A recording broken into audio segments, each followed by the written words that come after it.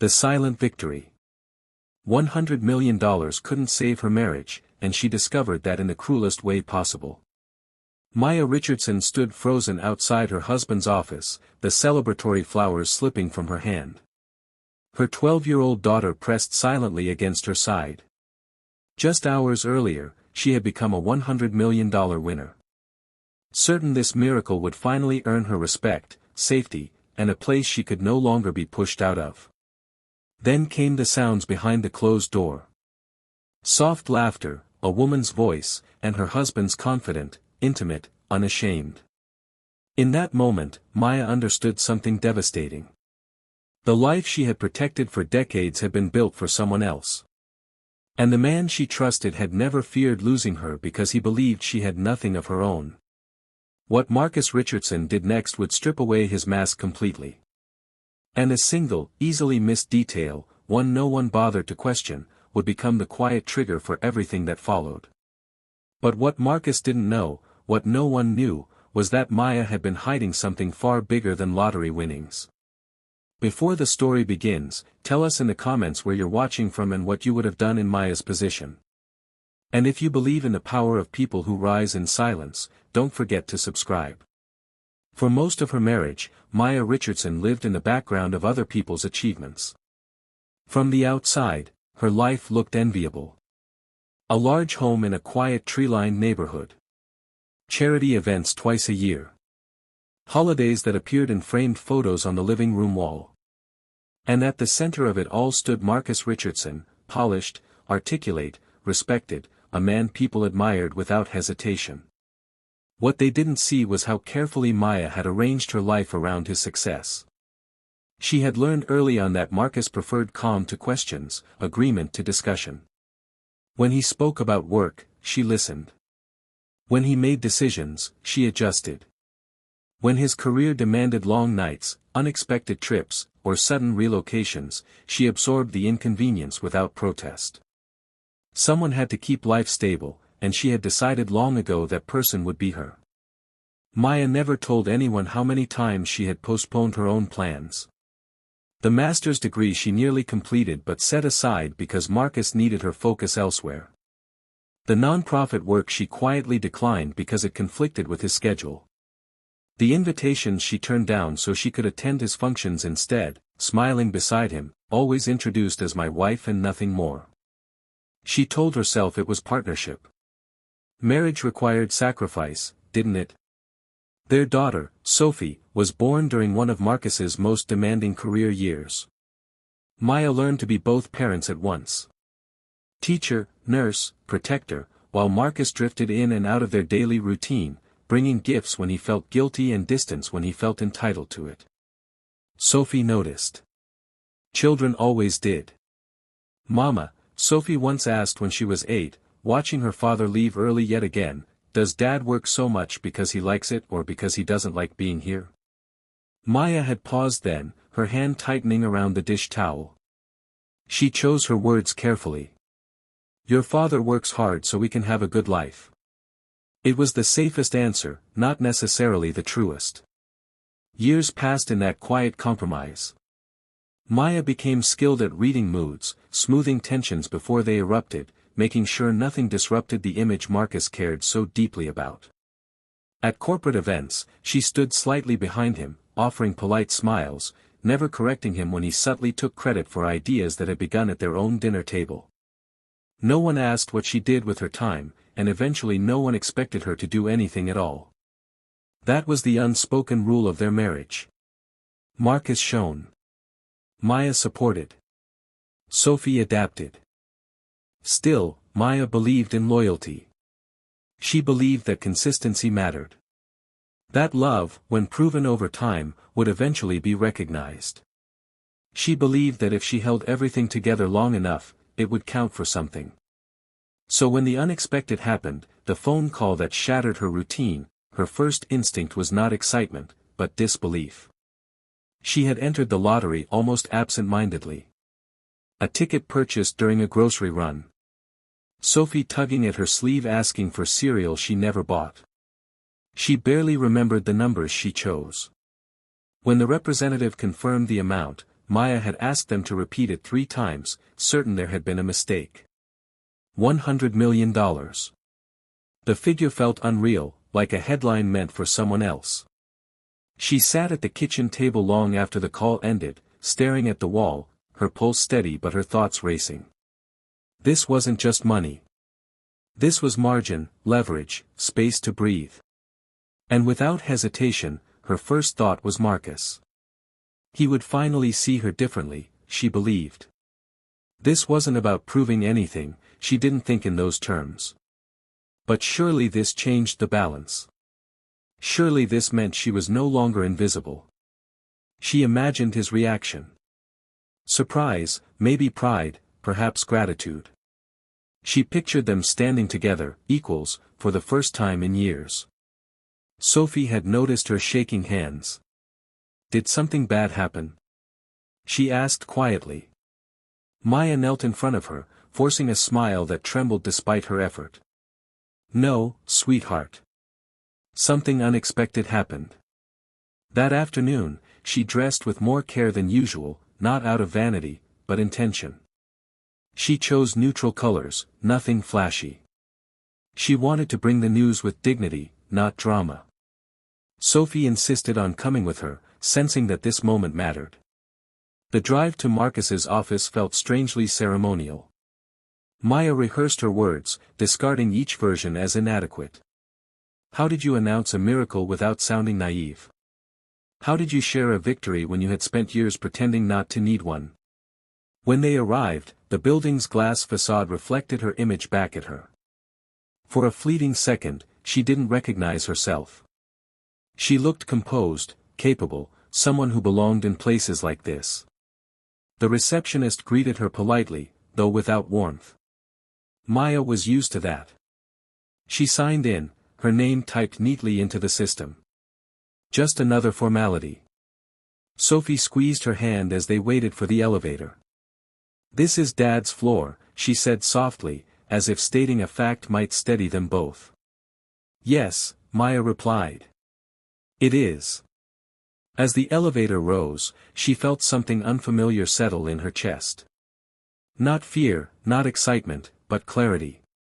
Whatever happened next, something fundamental had already shifted. The woman who stepped out of that elevator was not the same one who had stepped in. She just didn't know yet how much it would cost her to learn that truth. The news still didn't feel real to Maya, even as the elevator doors slid open onto the executive floor. Everything here was designed to impress, muted carpet that swallowed footsteps, glass walls etched with subtle patterns, the faint scent of expensive cologne and polished wood. This was Marcus's world, a place where voices stayed low, smiles stayed sharp, and power moved quietly from office to office. Sophie tightened her grip on her hand. You okay, Mom? She asked. Maya nodded. I'm fine. And this time, she meant it. Her heartbeat was steady, her breathing calm. Whatever anxiety she had felt earlier had settled into something else. Anticipation perhaps, or hope, though she was careful with that word. They walked past framed awards lining the hallways. Maya had attended the ceremonies for many of them, sitting in the audience while Marcus accepted applause. She remembered clapping until her palms hurt, smiling even when no one looked back at her. Today felt different. Today, she wasn't just arriving as the supportive wife. She was bringing news that changed the equation. At least that's what she believed. As they approached Marcus's office, Maya noticed the door was closed. That wasn't unusual. Meetings ran long, calls overlapped. Still, she paused, adjusting the bouquet in her arms. White lilies, simple, elegant. She had chosen them without thinking, drawn to their quiet strength. She lifted her hand to knock. That was when the sound reached her. At first, it was indistinct, a soft murmur that didn't register as wrong. Then came laughter. Not the polite, restrained kind Marcus used with clients, but something looser, intimate, followed by a woman's voice, low and familiar in a way that made Maya's stomach tighten. She didn't knock. Sophie shifted beside her. Dad's talking to someone, she whispered. Yes, Maya said, though she wasn't sure what she was answering. The second stretched. The sounds continued, movement, voices too close together to be professional. Maya felt a strange detachment wash over her, as if her body understood before her mind was willing to accept it. She leaned closer to the door, not pressing her ear against it, just standing still. She didn't want to hear more. She wanted the sounds to stop, to resolve themselves into something harmless, a misunderstanding, a joke taken out of context. But they didn't stop. Instead, she heard Marcus's voice clearly now, warm, playful, a tone she hadn't heard directed at her in years. Something inside her went quiet. Maya straightened, her hand lowering slowly from the door. She looked down at Sophie, who was watching her face with growing concern. "Mom," she said. "What's wrong?" She didn't answer immediately. She was suddenly aware of everything. The hum of the air conditioning, the distant ring of a phone, the way the bouquet trembled slightly in her grasp. In that moment, she understood something with unsettling clarity. Whatever waited behind that door was not a mistake. It was a choice, one made repeatedly, deliberately, in spaces she had helped protect. She placed the flowers gently on a nearby table. "Stay right here," she said softly to Sophie. Her voice didn't shake. "I need to check something." Before Sophie could respond, she turned the handle and opened the door. The scene inside didn't rush at her. It revealed itself slowly, cruelly. Marcus stood near his desk, his jacket draped over a chair, his posture relaxed in a way that felt unfamiliar now that Maya saw it clearly. A woman stood close to him, too close, her hand resting casually against the edge of the desk as if she belonged there.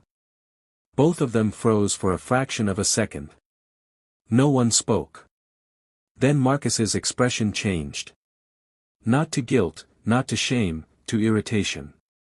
"Maya," he said, his tone flat. "You're not supposed to be here." The woman, Vanessa, glanced between them, her lips curving slightly, more amused than embarrassed. She didn't move away. Sophie stepped into the doorway behind her mother. Marcus's eyes flicked to his daughter, then back to Maya. His jaw tightened. "This is a bad time," he said. Maya looked at him, really looked at him, as if she were seeing his face for the first time. The lines around his eyes, the practiced calm, the absence of surprise. "You didn't answer your phone," she said quietly. "I was busy," Marcus replied. Clearly. There it was. No apology, no explanation, just annoyance. Vanessa shifted her weight, folding her arms. "I can step out if you want," she said, though her tone suggested she had no intention of doing so. Marcus waved a dismissive hand. "No, it's fine." "Fine." Maya felt Sophie press closer to her side. She placed a hand on her daughter's shoulder, grounding herself in the familiar warmth of her child. She had imagined this moment differently, had pictured Marcus's face lighting up with surprise when she shared her news, had rehearsed the words in her head during the drive. All of that felt distant now, irrelevant. "I came to tell you something," Maya said. Her voice was steady, almost calm. "But I can see this isn't the right moment." Marcus exhaled sharply. "Maya, don't do this here. We can talk later." Later. The word carried an assumption that she would comply, retreat, wait, turn as she always had. She met his gaze. "No," she said. "I don't think we will." That caught his attention. For the first time, Marcus looked uncertain. Vanessa glanced at him, her expression shifting. "Is there a problem?" she asked. Maya didn't answer her. She wasn't worth the energy. She reached for the door, guiding Sophie back into the hallway. Before stepping out, she turned once more. "I won't interrupt your day," she said to Marcus. "But don't worry, you'll hear from me." He scoffed. "About what?" Maya paused just long enough for the question to linger unanswered. Then she closed the door. In the hallway, the air felt heavier. Sophie looked up at her, eyes wide, searching. "Mom," she whispered. "Who was that?" Maya crouched down in front of her, meeting her gaze. She chose her words carefully, the way she always had when life demanded honesty without cruelty. "That was someone your father made a choice to bring into our lives," she said without asking.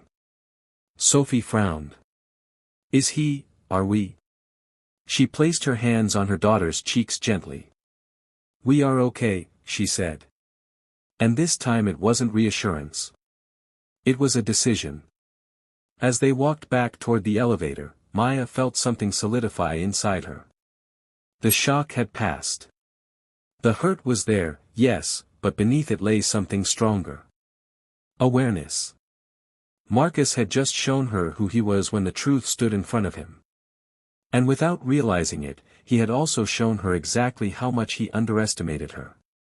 What Marcus didn't know, what no one in that building knew, was that Maya Richardson wasn't just a lottery winner.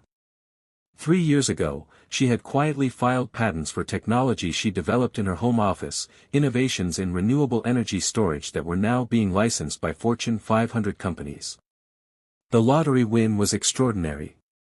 But the $47 million she'd already accumulated from her patents, that was something else entirely. The elevator ride down was silent. Sophie stood close to Maya, her small fingers wrapped tightly around hers. The cheerful chime that usually marked each passing floor sounded out of place now, almost mocking. Maya kept her gaze forward, her expression composed, but inside everything was rearranging itself with ruthless precision. She did not cry. Not then. She had learned long ago that tears, once shown, became weapons in the wrong hands. When the doors opened onto the lobby, sunlight streamed through the glass walls, warm and indifferent. People moved around them, assistants, executives, visitors, each absorbed in their own purpose. No one noticed the quiet fracture that had just split Maya's life in two.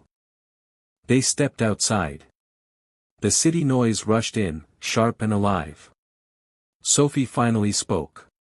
Dad didn't look surprised. Maya paused. She looked down at her daughter. Really looked at her. She wasn't confused in the way children often were.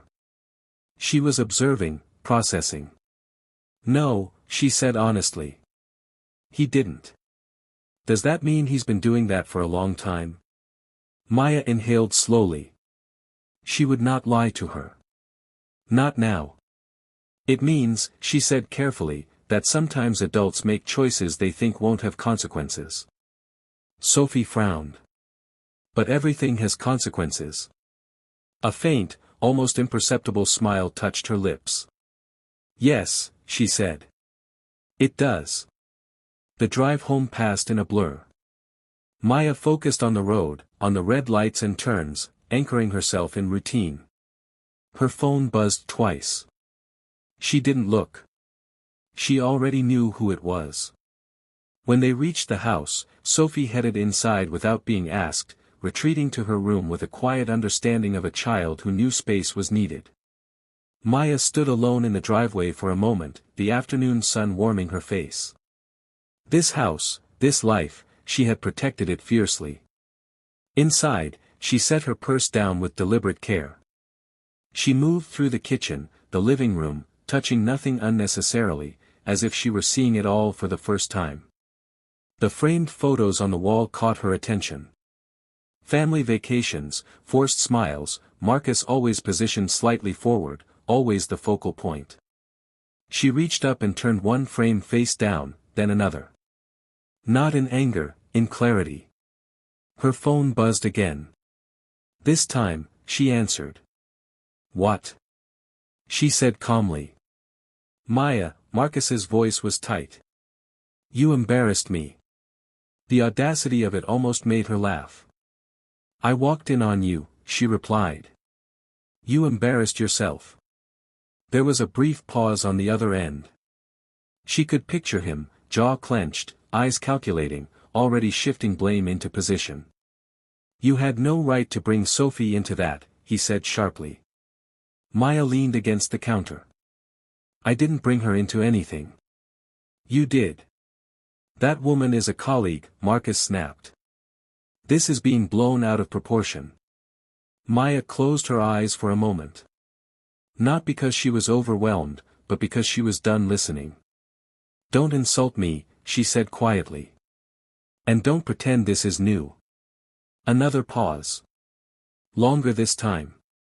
What do you want? He asked. There it was. Not are you okay? Not we need to talk. Just a transaction. I want space, Maya said. And I want you to leave. Marcus scoffed.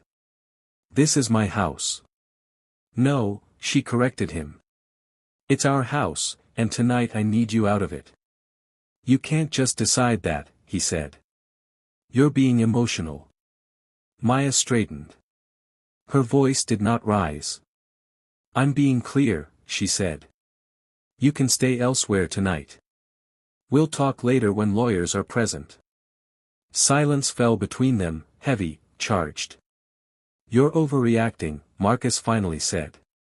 Maya ended the call. Her hands trembled then, not from fear, but from the effort of restraint. She placed them flat on the counter until the sensation passed. That evening, she cooked dinner. Simple, familiar. Sophie ate quietly, glancing at her occasionally, as if checking that she was still there. Is Dad coming home? She asked. No, Maya said. Not tonight. Okay, she replied, accepting it with a maturity that made her chest tighten. After Sophie went to bed, Maya sat alone in the living room.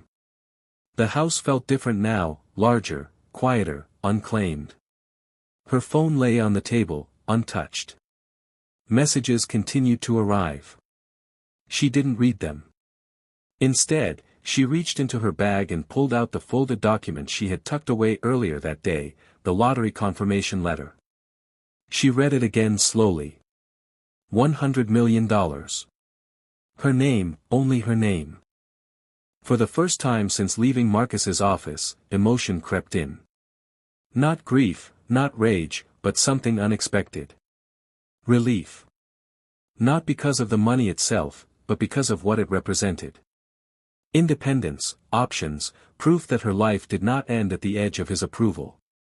She thought back to the moment in the hallway, the sound behind the door, the instant her excitement had collapsed into silence. She realized now that what had stopped her cold wasn't the betrayal itself. It was recognition. She had been standing outside that door for years. Marcus came home late that night. Maya heard the garage door, the soft click of keys. She didn't move. He entered the living room, his presence filling the space like it always had, expectant, dominant. We need to talk, he said. Maya didn't look at him. No, she replied. We need to sleep. You can't shut me out, he said. She turned then, meeting his eyes. There was no pleading there, no confusion, just resolve. I can, she said. And I am. Marcus stared at her as if waiting for the woman he knew to reappear. The one who softened, who adjusted, who absorbed. She didn't. This doesn't have to be ugly, he said carefully. Maya nodded. That depends entirely on you. He studied her for a long moment, unsettled. Something had shifted.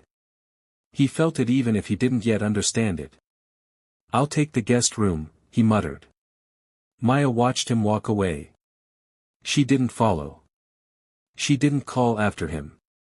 That night, alone in her bed, Maya stared at the ceiling. The hurt came in waves now, quiet, controlled, manageable. But beneath it, something stronger had taken root. She was no longer reacting. She was deciding. And though Marcus believed this was merely a temporary disruption, another conflict she would smooth over, Maya knew better. The woman who had walked into his office that afternoon had left something behind. The woman lying awake now was someone else entirely. Morning arrived without mercy. Maya woke before dawn, not because she had rested well, but because her mind refused to pretend anything was normal. The house was still, the air cool, and for a few quiet minutes, she let herself exist in that silence. No footsteps from Marcus. No phone buzzing with his demands, no pressure to perform calm for anyone else. Then she heard Sophie's door open. Soft steps padded down the hallway. She appeared in the kitchen doorway in pajama pants and a hoodie, hair slightly mussed, eyes heavy but alert. "You're up," she said. Maya managed a small smile. "So are you." Sophie hesitated, then crossed the room and sat at the table, watching her as she filled the kettle. She didn't ask where her father was. She already knew. "What happens now?" Sophie asked finally. Maya held the kettle under the faucet, letting the sound of running water buy her a second. Children deserve truth, but not burdens they couldn't carry. "What happens now," she said, "is we take care of ourselves. One step at a time." Sophie nodded slowly. "Like when you taught me to ride a bike." Maya paused. The memory flashed, Sophie wobbling, falling, scraping her knee, ready to quit. Maya had knelt beside her, cleaned the wound, and said firmly, "You can stop if you want, but don't stop because you're scared." "Yes," she said. Exactly like that. When Marcus finally emerged, he looked as if nothing had happened. He was dressed for work, crisp shirt, cufflinks, the controlled face he wore in public. He moved through the kitchen with the confidence of someone who believed he could reset the tone simply by acting as though he owned it. "Morning," he said to Sophie, voice smooth. Sophie didn't answer. She looked down at the table. Marcus's attention shifted to Maya. "We should talk privately," he said. Maya poured tea into 2 mugs, one for herself, one for Sophie, then turned to Marcus with quiet steadiness. "There's nothing to discuss this morning," she said. "Sophie has school. I have things to do." Marcus's eyes narrowed slightly. "Maya, don't turn this into a scene." She kept her voice low. "A scene happened yesterday. I'm simply refusing to perform today." Sophie's shoulders stiffened, but she didn't look up. Marcus took a breath as if reminding himself to remain calm. "I'll call you later," he said, already shifting into control. "We'll straighten this out." Maya didn't respond. She focused on Sophie. After Marcus left, the house felt lighter, less tense, less crowded. Maya drove Sophie to school herself, her hands steady on the wheel. At the drop-off line, Sophie unbuckled and paused before opening the door. "Mom," she said quietly. "Are you leaving Dad?" Maya looked at her, her chest tightening. There was no fear in her eyes. Only a need for certainty. "I'm leaving what hurts us," she said. "And I'm choosing what keeps us safe." Sophie swallowed. "Okay." She stepped out of the car, then turned back. "I love you," she said quickly, as if the words were urgent. Maya's voice softened. "I love you too, more than anything." When she walked away, Maya stayed parked for a moment, watching her disappear into the building. Then she exhaled, slow, controlled, and pulled out her phone. She didn't call Marcus. She didn't call a friend. She called a number she hadn't used in years. Daniel Brooks's office. A receptionist answered. "This is Maya Richardson," Maya said. "I need an appointment." There was a pause, then a shift in tone. "Yes, ma'am. When can you come in?" "Today," Maya replied. 2 hours later, she sat in a law office that smelled like leather and paper, solid, grounded, built for people who wanted truth more than comfort. Daniel Brooks entered with calm efficiency, silver hair neatly combed, glasses perched low on his nose. He didn't smile unnecessarily. He didn't offer sympathy as decoration. He shook her hand once. "Mrs. Richardson," he said. "Tell me what happened." Maya told him. Not with dramatic emphasis, not with emotional flourish, just facts. The office, The sounds, the woman, Marcus's reaction, the way Sophie had been forced to witness it. Daniel listened without interruption. When she finished, he folded his hands. "Do you want a divorce?" he asked plainly. Maya held his gaze. "Yes." "Do you want revenge?" he asked next, equally plain. Maya blinked once. The question wasn't inappropriate. It was honest. Many people confused the two. "I want justice," she said. "I want what's fair, and I want him to stop believing he can treat me like I'm nothing." Daniel nodded slightly, as if he respected the distinction. "Good. That mindset will protect you." He reached for a file folder. "Now tell me about your finances." Maya hesitated, then took out the lottery confirmation letter and slid it across the desk.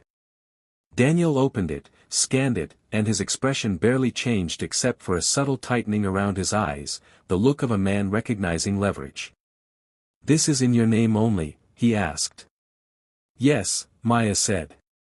"I never added him. I haven't told him yet." Daniel leaned back. "That," he said, "was your first smart move." Maya's lips pressed together. "It wasn't strategy. I didn't get the chance." Daniel's gaze stayed steady. Sometimes instinct knows what the heart hasn't accepted yet. He began outlining reality, property, custody, accounts, exposure.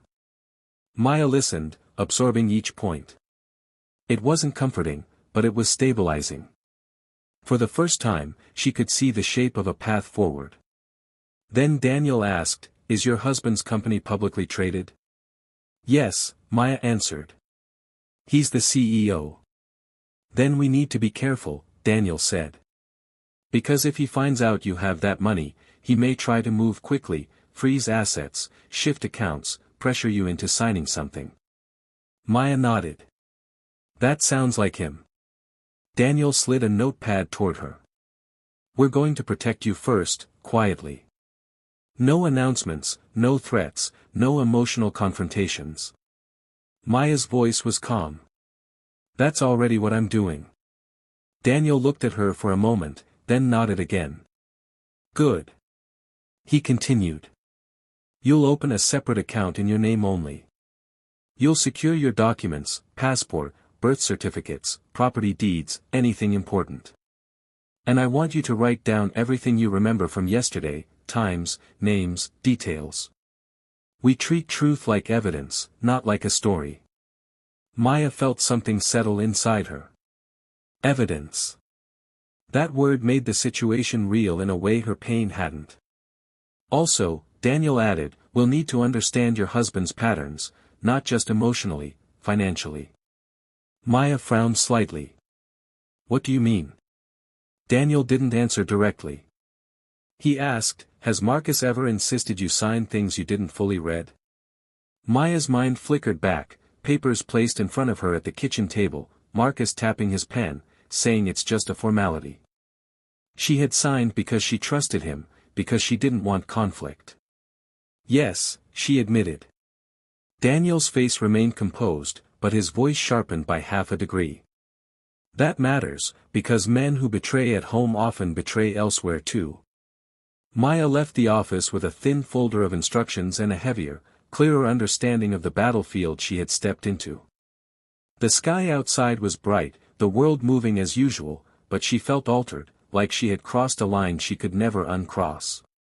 Her phone buzzed as she walked to her car. "Marcus." She didn't answer. He called again. She let it ring. Then a text appeared. "We need to handle this like adults. Stop ignoring me." Maya stared at the screen for a moment, then typed back only 5 words. "All communication goes through counsel." She sent it, put the phone away, got into her car, and for the first time, she felt something that had nothing to do with money. Power. Not loud, not angry, quiet, unavoidable. Marcus did not take the message well. By noon, Maya's phone had filled with missed calls, some restrained, some insistent, each one escalating in tone. When that failed, emails followed. Long paragraphs framed as concern, then frustration, then thinly veiled threats disguised as reason. You're making this harder than it needs to be. Think about Sophie. You don't know how things work out here. Maya read none of them past the subject line. She had learned something important the day before. Responding emotionally only fed Marcus's sense of control. Silence, on the other hand, unsettled him.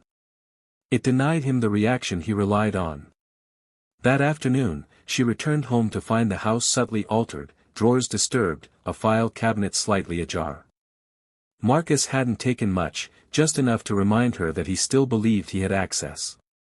She stood in the doorway of the study, scanning the room with calm precision. Nothing essential was missing.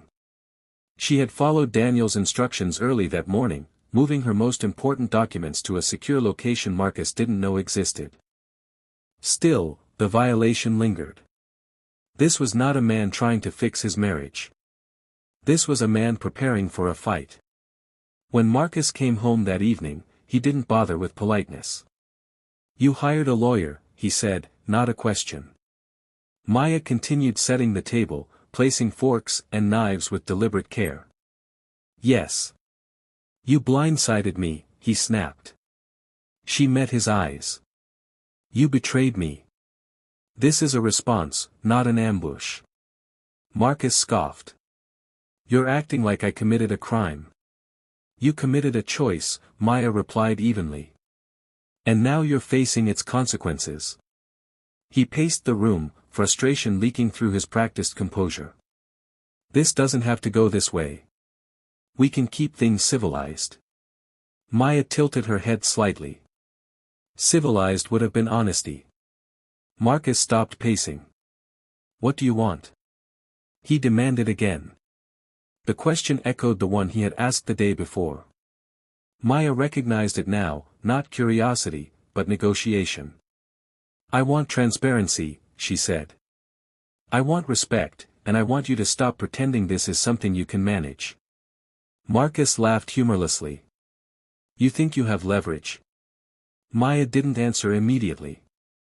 She watched him carefully, noting the tension in his shoulders, the way his confidence faltered when he couldn't predict her reaction. "I think," she said at last, "that you've underestimated me for a very long time." Marcus's eyes hardened. "Don't make this ugly." Maya's voice remained calm. "You don't get to decide that anymore." The conversation ended there, not with resolution, but with a clear shift in power. Marcus retreated to the guest room that night, slamming the door hard enough for Sophie to hear. Maya went to her daughter's room immediately. Sophie sat on her bed, headphones around her neck, eyes fixed on the floor. "Is he mad?" she asked quietly. "Yes," Maya said honestly. "But that's not your responsibility." Sophie nodded. "Is he mad at you?" Maya sat beside her. "He's mad because things aren't going his way." Sophie considered that. "That happens to people sometimes." Maya smiled faintly. "It does." Over the next few days, the atmosphere in the house shifted from tense to transactional. Marcus spoke only when necessary, his words clipped and strategic. Maya responded only when required, never volunteering information, never filling silence. Behind the scenes, she worked. She met with a financial advisor Daniel recommended, Thomas Reed, a man who spoke softly but asked precise questions. He reviewed her accounts, her assets, her exposure. "You're in a stronger position than you realize," Thomas told her, "but discretion will be critical." Maya nodded. "I don't want to make noise." Thomas's lips curved slightly. "Good. Noise alerts predators." Meanwhile, Marcus began changing tactics. Flowers arrived one afternoon, lavish, unnecessary. Maya had them returned unopened. A message followed. "I'm trying to fix this." She didn't reply. Then came the pivot. Marcus stopped pushing for reconciliation and started positioning himself as the victim. He spoke loudly on the phone in shared spaces, mentioning stress, betrayal, sudden changes. He let Sophie overhear just enough to plant confusion. Maya addressed it immediately. She sat Sophie down at the kitchen table, her voice steady. "Your father is hurting," she said. "But hurting doesn't give someone permission to rewrite the truth." Sophie looked up. "Is he lying?" Maya paused. "He's telling a version that protects himself." Sophie absorbed that quietly. One evening, Marcus crossed a line he couldn't step back from. He slid a folder across the table toward Maya. "Sign this," he said. She didn't touch it. "What is it?" "A temporary agreement," he replied. "Just until things settle. It keeps everything balanced." Maya opened the folder and scanned the pages. Her expression didn't change, but something inside her cooled further. "This limits my access to our accounts," she said. "And restricts where Sophie can stay." "It's standard," Marcus insisted. "You don't understand how these things work." Maya closed the folder. "I understand exactly how this works." She stood. "I won't be signing anything without my attorney reviewing it." Marcus's mask cracked. "You're being difficult on purpose." "No," she said. "I'm being careful on purpose." That night, Marcus didn't hide his anger. Doors slammed. Words were muttered just loud enough to bruise. Maya slept lightly, aware of every sound, every shift in the house. But beneath the vigilance, she felt something steady, an internal anchor that hadn't been there before. This was no longer about saving a marriage. It was about protecting a future. The following morning, Daniel called. "Marcus contacted me," he said. "He's eager." Maya exhaled slowly. "That means he's scared." "Yes," Daniel agreed. "And scared men make mistakes." Maya looked out the window at the quiet street, the world moving on as if nothing had changed.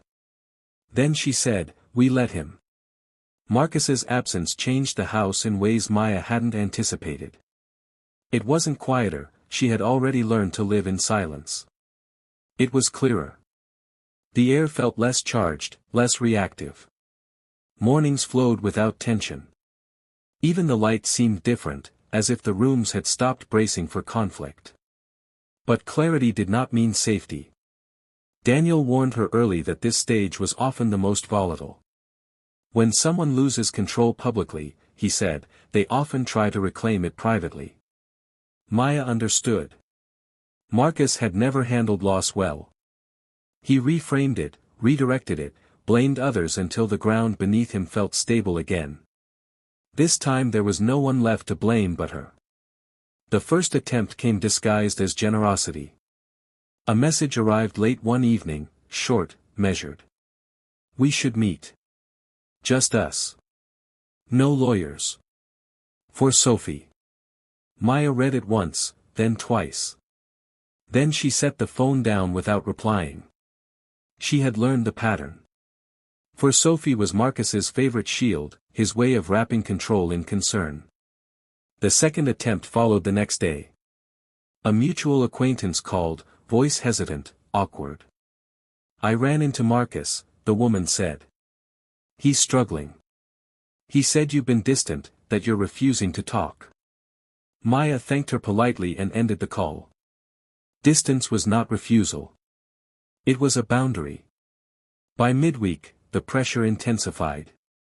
An article appeared, brief, speculative, careful not to accuse. It mentioned internal restructuring and executive reassessment. Marcus's name was present, but only barely. Still, it was enough. He called that night. Maya let it go to voicemail. His voice, when she listened later, was calm but brittle. "You wanted attention," he said. "Now you've got it. Are you satisfied?" She deleted the message. The next morning, Sophie found her in the kitchen, staring at the coffee she hadn't touched. "Dad's picture is online," she said quietly. Maya looked up. What picture?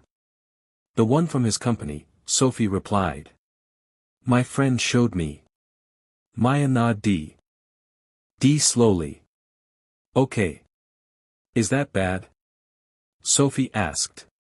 She crossed the room and sat beside her. It's information, she said. Information isn't good or bad. It just exists. Sophie seemed to accept that. People at school might talk. Maya met her eyes. If they do, you tell me. That afternoon, Daniel confirmed what Maya already sensed. He's been officially sidelined, he said. Temporary, but it's public.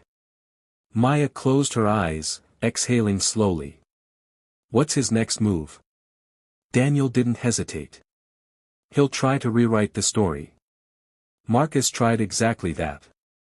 Within days, he began positioning himself as the wronged party, quietly, carefully. He spoke of misunderstandings, of emotional distance, of a wife who had changed suddenly. He hinted at instability without stating it outright. Maya recognized the tactic immediately. It was gaslighting by implication. Margaret, Marcus's longtime assistant, reached out again, her messages more frequent now. He asked if I thought you were okay, one read. He's telling people you're being influenced. Maya replied with restraint. Document everything. Don't engage emotionally. Margaret responded with gratitude. I wish I'd seen this sooner. Maya didn't judge her. Hindsight was not a weapon. It was a teacher. The confrontation came sooner than expected. Marcus showed up at the house unannounced on a Saturday morning. Maya knew it was him before she opened the door. His presence carried a familiar tension, a demand for acknowledgement. Sophie isn't here, she said evenly. I know, Marcus replied. That's why I came. She stepped aside, allowing him in. She wouldn't give him the satisfaction of refusal. He stood in the living room, looking around as if measuring what he'd lost. You've changed things, he said. Yes, Maya replied. I have. You've made me look like a villain. Maya tilted her head slightly. You've made yourself look exposed. His eyes flashed. You think you're better than me now. She said, I think I'm done pretending. Marcus paced. You could still fix this, publicly support me. Say this was mutual. Say it's private. Maya crossed her arms. Why would I lie to protect our daughter? Marcus snapped. Maya's voice sharpened just enough. Don't use her. Silence fell. For the first time, Marcus looked uncertain. Not angry, not arrogant, but unsure of what came next. You don't understand, he said quietly. If I fall, people will look for someone to blame. Maya met his gaze. Then tell the truth. He laughed bitterly. You don't get it. Truth doesn't matter. Maya's reply was immediate. It does when it's documented. That stopped him. His face paled slightly. What does that mean? Maya didn't answer. She didn't need to. He left without another word. That night, Daniel called with urgency. He contacted the board directly, Daniel said. Tried to frame you as unstable. It didn't work. Maya closed her eyes. Because of the documents? Yes, Daniel replied. Because patterns matter. The following week was relentless. Formal notices, requests for clarification, internal audits expanding scope. Marcus's authority narrowed further. He lashed out in private, restrained himself in public. Maya stayed steady. She took Sophie to school. She cooked dinner. She attended meetings with Thomas and Daniel. She slept. One evening, Sophie asked, Is Dad going to be mad forever? Maya considered the question carefully. I don't know, she said honestly. But his feelings are his responsibility. Sophie nodded. I like it when things are quiet. Maya smiled faintly. So do I. The final blow didn't come with drama. It came with an email. Daniel forwarded it late one night. They've scheduled a formal vote, he wrote. He won't survive it. Maya sat in the dark living room, the house still around her. She didn't feel relief. She didn't feel triumph. She felt gravity. Marcus had crossed every line available to him, and now the consequences were no longer hers to carry. The next morning, headlines appeared, measured, restrained, devastating in their calm. Marcus Richardson was officially removed. Maya turned off the television. She stood by the window, watching the street wake up, children walking to school, life continuing. She thought of the woman she had been, the one who stayed quiet to keep peace. She understood now that peace built on silence was never peace at all. And as the world adjusted to the truth Marcus had tried to outrun, Maya felt something settle deep within her. Not victory. Freedom. The fallout did not explode. It spread. That was the part no one warned Marcus about, the way consequences moved quietly through paperwork and policy, through conversations held behind closed doors, through decisions made without spectacle. There were no shouting matches, no public accusations screamed into microphones. There was simply removal, distance, absence. Maya felt it in the subtle shifts.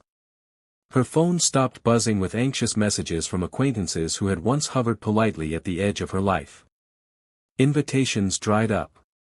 Then, unexpectedly, new ones appeared, measured, careful, curious. People who had never truly seen her before were suddenly interested. She declined them all. This phase wasn't about visibility. It was about precision.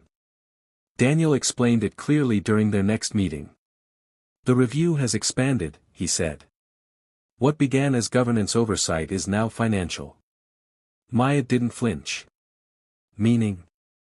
Meaning they're tracing decisions, Daniel replied. And Marcus made too many of them alone. Maya leaned back in her chair. How long does this take? As long as it needs to, Daniel said. The system doesn't rush when it smells liability. That afternoon, Maya met with Thomas Reed to finalize protections she had delayed until now. Trusts were restructured, accounts insulated, future contingencies mapped with care. Nothing extravagant, nothing reactive. People assume wealth makes you reckless, Thomas observed. In reality, it rewards restraint. Maya nodded. I don't want to win loudly. Thomas smiled faintly. You already have. At home, Sophie adjusted in her own quiet way. She asked fewer questions about her father, not because she didn't care, but because she sensed stability returning. She focused on school, on friends, on routine. One evening, while working on homework at the kitchen table, she looked up suddenly. Mom, she said. Did Dad lose his job because of you? The question was simple, direct, heavy. Maya closed her laptop and sat across from her. She chose her words with care, not to protect Marcus, but to protect Sophie. No, she said. Your father lost his position because of choices he made over time. Sophie frowned. But you didn't stop it. Maya nodded. I didn't interfere with the truth. Sophie considered that. Is that the same thing? No, Maya said gently. Stopping someone means taking their responsibility. Letting consequences happen means respecting it. Sophie leaned back in her chair. I think I understand. That night, Marcus called. Maya almost didn't answer. Almost. But this time, she did. His voice sounded different, strained, stripped of performance. They're going after everything, he said. My reputation, my future. Maya listened. She did not interrupt. You could help me, he continued. You know things. You could speak up. Maya's response was calm. I've already spoken by telling the truth when asked. That's not enough, Marcus snapped. They're assuming intent. Maya paused. Then prove there wasn't any. Silence followed. You don't understand what this does to me, he said quietly. Maya closed her eyes, not in exhaustion, but in finality. I understand what living without accountability does to people around you. I lived with it for years. Marcus, I won't be your shield anymore, she said. And I won't be your excuse. He hung up without another word. The next days unfolded with deliberate calm. A notice arrived confirming temporary asset freezes, specific, limited, targeted. Marcus's access narrowed further. Advisors withdrew. Old allies disappeared. Margaret sent one final message. I resign today. I couldn't stay anymore. Maya replied with sincerity. I hope you find peace. Margaret responded, I already have. Maya understood that feeling. As the legal process advanced, Daniel's updates became shorter, less speculative, more conclusive. They found what we expected, he said during one call. Nothing dramatic, just enough. Enough for what? Maya asked. Enough to close the loop, Daniel replied. The hearing itself was procedural. Maya didn't attend. She didn't need to. Her presence wasn't required to validate facts already recorded. Marcus was not charged publicly. There were no headlines screaming scandal. Instead, there was a settlement, quiet, comprehensive, restrictive. When Daniel called with the final terms, Maya listened without expression. It's over, he said. Maya exhaled slowly. And Sophie? Protected, Daniel replied. Fully. That night, Maya sat alone on the back porch, the air cool against her skin. The house behind her felt solid now, anchored, no longer bracing. She didn't feel joy. She felt completion. Marcus sent one last message weeks later. I never thought you'd do this. Maya stared at the screen for a long moment before replying. I didn't do anything. I stopped covering for you. She turned the phone off. The next morning, Maya took Sophie out for breakfast. Something small, ordinary, grounding. As they sat across from each other, sunlight spilling through the window, Sophie looked up suddenly. You're different, she said. Maya smiled. How? You're lighter, she said, searching for the word, but stronger. Maya reached across the table and squeezed her hand. That's what happens when you stop carrying things that were never yours. As they left the cafe, Maya caught her reflection in the glass.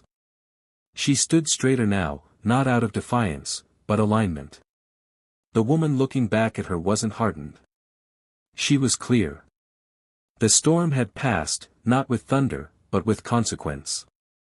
And in the quiet that followed, Maya realized something important. Justice didn't arrive as a dramatic reversal. It arrived as balance restored. Marcus's downfall did not end with the settlement. It only removed the armor.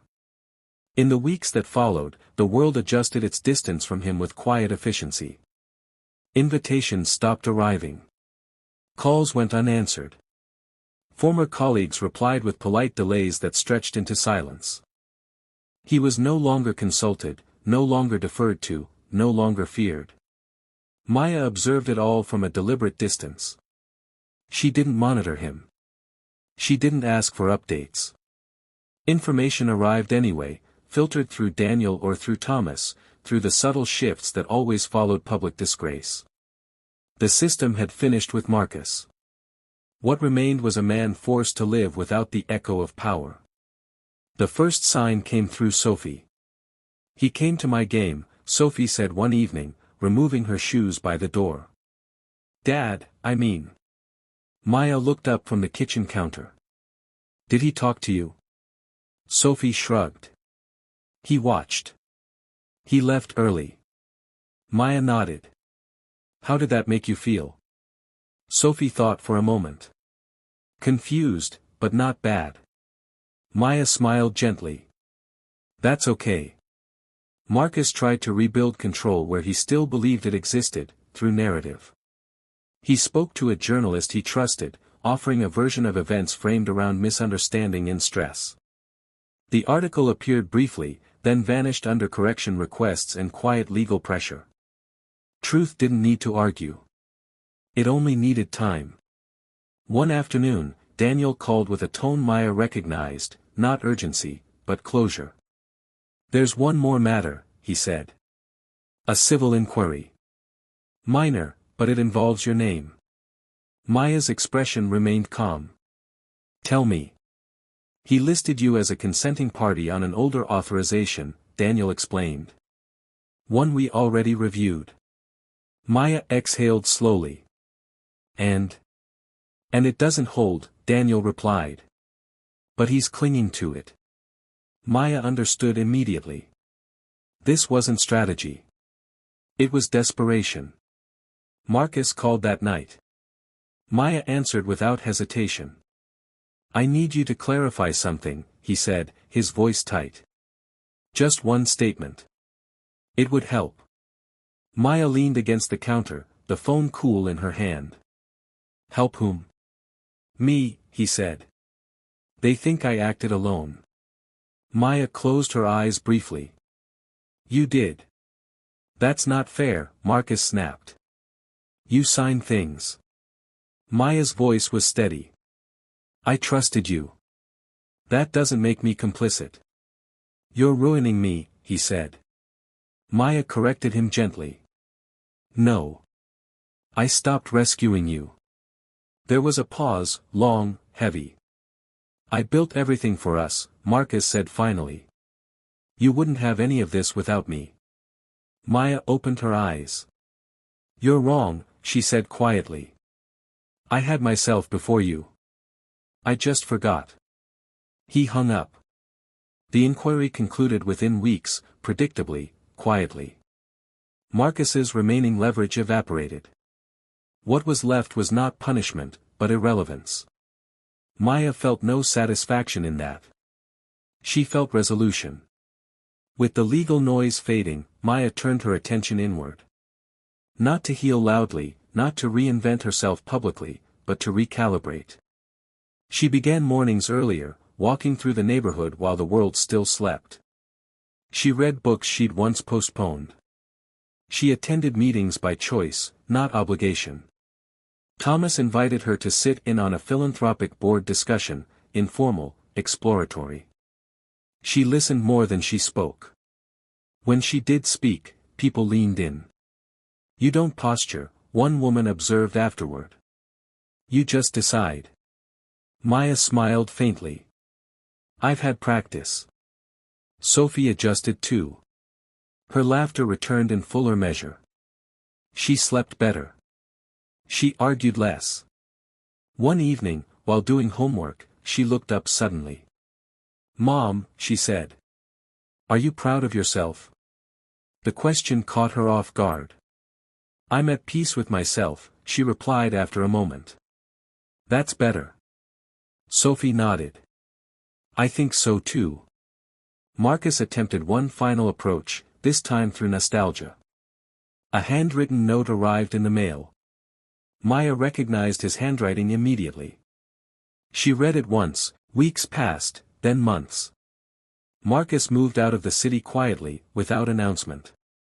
He took a consulting role abroad, smaller, less visible, far from scrutiny. His name faded from conversation, from relevance.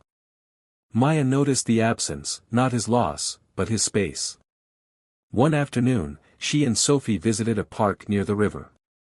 They sat on a bench, watching the water move steadily forward. "Do you think Dad's okay?" Sophie asked. Maya considered the question with honesty. "I think your father is learning what it's like to live without shortcuts." Sophie nodded. "Is that bad?" "It's necessary," Maya replied. As the sun dipped lower, Maya felt a quiet gratitude, not for the pain that had brought her here, but for the clarity it had left behind. She had not emerged hardened. She had emerged aligned. Later that evening, Daniel sent a final message. All matters closed. Maya stared at the words for a long moment, then set the phone down. She stood by the window, the city lights flickering on, and reflected, not on what she had won, but on what she had reclaimed. Her voice, her time, her future. Marcus had lost everything he thought defined him. Maya had gained everything she once gave away. And as the night settled into stillness, she understood something essential. The greatest consequence Marcus faced was not public removal or financial reckoning. It was being left behind by a woman who no longer needed to look back. Justice did not arrive with applause. It arrived quietly, in the way Maya now recognized as permanent. The house settled into a rhythm that felt earned rather than enforced. Bills arrived and were paid without tension. Decisions were made without second-guessing. There were no negotiations happening in the background. No calculations about how a reaction might be received. For the first time in decades, Maya's choices belonged entirely to her. Daniel called one final time, not with updates, but with confirmation. "There's nothing else pending," he said. No loose ends, no leverage left on his side. Maya leaned back in her chair. "Then this chapter is closed." "Yes," Daniel replied. "And you handled it cleanly." After the call ended, Maya sat still for a moment. She didn't feel the urge to celebrate. She didn't feel like mourning either. What she felt was alignment. The rare peace that came when actions matched values. When silence was no longer a concession, but a choice. Sophie noticed the change before anyone else. "You don't check your phone like you used to," she said one evening as they cleared the table together. Maya smiled. "I don't have to anymore." "Because no one's yelling at you?" Sophie asked. Maya paused, then shook her head gently. "Because I stopped living on someone else's emergency." Sophie thought about that. "I like this version of quiet." "So do I," Maya said. She began turning her attention toward what came next, not in a rush, not with ambition disguised as urgency, but with intention. Thomas introduced her to a small circle of women who served on boards quietly, deliberately, without spectacle. They met over coffee, exchanged insights, shared experiences without competition. Maya listened. She spoke when it mattered, and when she did, the room changed. One woman leaned over afterward and said, "You don't fight for attention." Maya smiled faintly. "I don't need to." The question of forgiveness surfaced occasionally, usually from people who hadn't lived through betrayal, who spoke of closure as something owed to others. Maya understood now that forgiveness was not a performance. It was a boundary. She did not wish Marcus harm. She did not seek reconciliation. She simply refused to carry his choices any longer. That was not cruelty. That was clarity. One afternoon, while organizing old boxes in the garage, Maya came across a familiar object, a framed photograph from years ago, smiling family, a version of herself she barely recognized.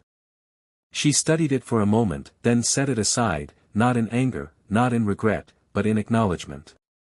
That woman had done her best with the information she had at the time. And now she had done better. Sophie joined her, holding a stack of papers. "Do we need these?" she asked. Maya glanced at them, old documents, outdated plans. "No," she said. "We don't." They carried the boxes together to donation bins and recycling, letting go of what no longer served them. That evening, Maya cooked a simple meal. Nothing elaborate, just food that felt grounding. As they ate, Sophie looked up suddenly. "Mom," she said. "I think Dad thought being loud meant being strong." Maya nodded. "A lot of people think that." "But you weren't loud," Sophie continued. "And you still won." Maya corrected her gently. "I didn't win. I chose." Sophie smiled. "That's better." The world outside continued its quiet adjustments. Marcus's name surfaced less and less. New leaders took his place. New stories replaced old ones. The system moved on, as it always did. Maya did too. She began volunteering, not publicly, not for recognition, but because she wanted to.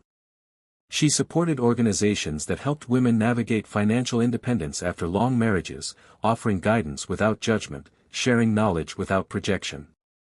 She never told her full story. She didn't need to. Her presence alone spoke volumes. One evening, a woman approached her after a meeting. "How did you do it?" she asked softly. "How did you stay so calm?" Maya considered the question carefully. "Because I stopped trying to be understood by the person who was hurting me," she said, "and started understanding myself." The woman nodded, eyes shining. At home that night, Maya stood on the porch, watching the stars emerge one by one. The air was cool, steady. She felt grounded in a way she hadn't known before. Justice had come, not as punishment, not as revenge, but as balance restored. Marcus had been removed from positions of power because he misused them. Maya had stepped into her own because she respected them. That difference mattered. As she turned back inside, Sophie was waiting at the table with a book. "Ready for our chapter?" she asked. Maya smiled. "Always." And as she sat beside her daughter, reading aloud in the quiet house they had rebuilt together, Maya understood the final truth of it all. Justice wasn't loud. It didn't demand witnesses. It didn't seek applause. It simply made room for healing. And in that room, Maya Richardson had finally come home to herself. Sometimes the most powerful transformation doesn't come from shouting your pain into the world, but from choosing yourself in silence. Maya's journey reminds us that dignity is not weakness, and patience is not surrender. Real strength is knowing when to stop explaining, when to stop begging for understanding, and when to let truth speak through action instead of words. If you found yourself nodding along to Maya's story, drop a comment below and tell us which moment hit you the hardest. Was it when she discovered the betrayal? When she chose silence over confrontation? Or when she finally revealed the truth? Share your thoughts, and let us know where you're watching from. Your voice matters here, and your story might inspire someone else who's standing at their own crossroads right now. Justice doesn't always arrive with noise or revenge. Often it comes quietly, restoring balance while healing the parts of us that were never meant to be broken. This story is a reminder that it's never too late to reclaim your voice, your boundaries, and your life, no matter how long you've stood in the background. When a woman stops carrying what was never hers to begin with, she doesn't just survive. She rises, calmly and completely. If this story touched you, hit that subscribe button so you never miss another story of quiet strength and delayed justice. We're building a community of people who believe that real power doesn't need to shout. Next week, we'll be sharing the story of a man who discovered his business partner's betrayal after 20 years, and what he did next will leave you speechless. You won't want to miss it. Remember, peace doesn't need witnesses. Truth doesn't need permission. And you, wherever you are in your journey, you already have everything you need to rise. Thank you for being here, for listening, and for believing that dignity always wins in the end. Until next time, choose yourself, choose peace, and never forget that silence, when chosen wisely, is the loudest victory of all.